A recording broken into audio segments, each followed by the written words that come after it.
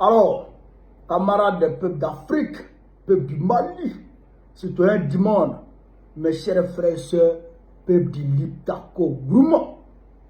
Frère, hier, 13 août 2026, Assimi Goïta a réalisé un coup de maître à la fois diplomatique que patriotique.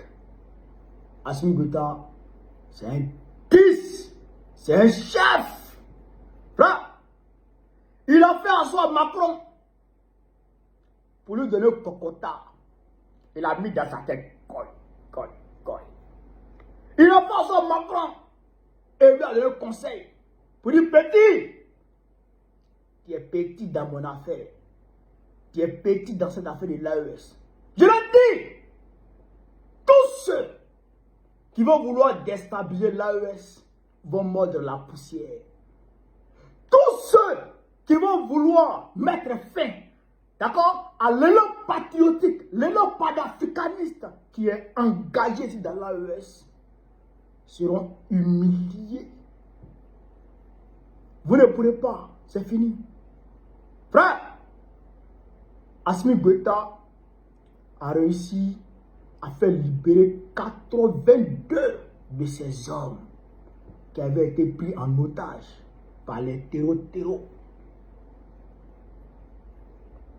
Et il a rapatrié Yann Vizelier, d'accord, qui avait tenté de non seulement l'éliminer, lui, Assimi Goïta, mais d'éliminer aussi toutes les autres autorités militaires du régime malien. C'est-à-dire qu'il voulait décapiter totalement le régime pour mettre à la place, d'accord, un vassal de la France-Afrique soumis et docile au petit déglingué de l'Élysée, au petit waworo de l'Élysée, Emmanuel Macron. Mais ça a échoué. Et aujourd'hui, Assimi Goïta arrive à faire libérer 82 de ses gars. Frère, les sceptiques, ceux qui ne croient pas, ceux qui sont encore dans le déni, aujourd'hui, je pense que vous le vouliez ou non, l'évidence est là. La réalité est là. C'est la France qui engage les terroristes. C'est la France qui arme les terreaux. C'est la France qui finance les terreaux. C'est la France qui gère les terreaux.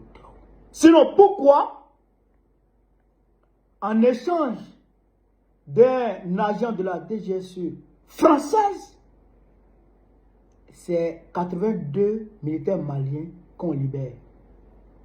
Pourquoi? Par cette action d'échange de prisonniers, Assimi Goïta vient de faire tomber totalement le masque, vient de dévoiler totalement sur le plan international à tous les niveaux la responsabilité de la France dans le terrorisme international. Mais comment on ne peut pas réveiller quelqu'un qui fait semblant de dormir, mais même s'il fait semblant de dormir, il entend quand on parle.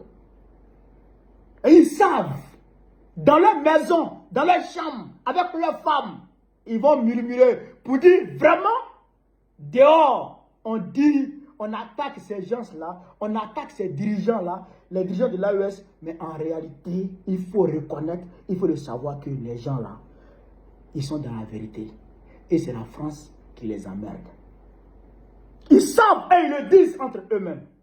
Grâce à ce coup de maître d'Assimi Goïta, aujourd'hui, tout le monde est d'accord sur cette position. C'est la France d'Emmanuel Macron qui nous emmerde. Frère, deuxième coup de maître. Tous ceux qui disaient que Assimi Goïta mettait sa vie avant la vie de ses hommes, que Assimi Goïta faisait venir les Russes pour lui, sa sécurité.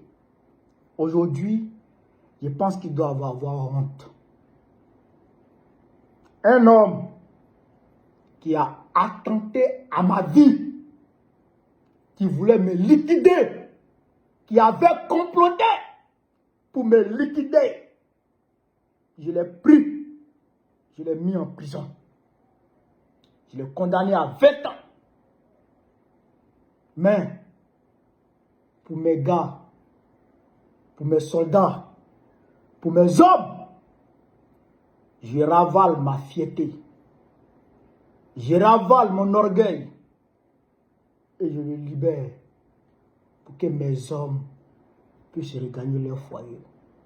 Pour que mes hommes puissent regagner leurs enfants. Pour que mes hommes puissent regagner leurs femmes, leurs mères, leurs frères, leurs cousins et leurs proches. Ça, c'est un acte de patriotisme. Et ce n'est pas tous les leaders qui peuvent faire ça. Ça relève d'un leadership éclairé et visionnaire et patriotique pour mettre dessus. Vraiment, Azmi, il faut l'oublier. Il est baladji. Ceux qui sont allés se vautrer avec les otages maliens, les Oumar Mariko là, ils ont pu libérer combien d'entre eux? Ils ont pu faire libérer combien d'entre eux? Zéro. C'est Assimi Goïta qui ne parlait pas, qui a échappé à la mort à plusieurs reprises, qui libère son assaillant pour que ces hommes puissent rentrer à la maison. Ça, il faut reconnaître que Assimi Goïta est un grand patriote. Ça, il faut reconnaître ça. Donc, chers camarades, voilà un peu ce que je voulais dire sur cette question, d'accord, d'échange de prisonniers. Moi, je vois ça dans le cadre d'échange de prisonniers. Et tout le monde sait aujourd'hui qui a fait quoi. Qui est qui peut faire quoi et qui peut arranger le peuple malien. Sur ce, vive l'Afrique libre, vive le panafricanisme, vive les peuples africains, vive l'AES, vive le général Assimi Goïta, vive le général Brahma Tchani, vive le capitaine Ibrahim Traoré. Babo présente encore très prochainement, Inch'Allah. On est ensemble les gars, merci.